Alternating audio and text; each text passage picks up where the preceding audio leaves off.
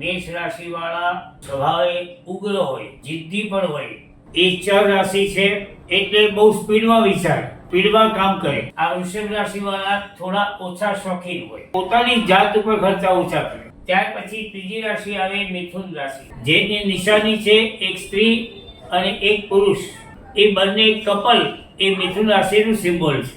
તે દ્વિસ્વભાવ વાળી રાશિ છે એટલે કોઈ પણ નિર્ણય લેતા એને વાર બહુ લાગે. કર્ક રાશિ, આ રાશિ વાળા બહારથી દેખાવે સિંહ જેવા દેખાય પણ અંદર ખાલી પોતે ડરતા હોય. ત્યાર પછી પાંચમી રાશિ એટલે સિંહ રાશિ.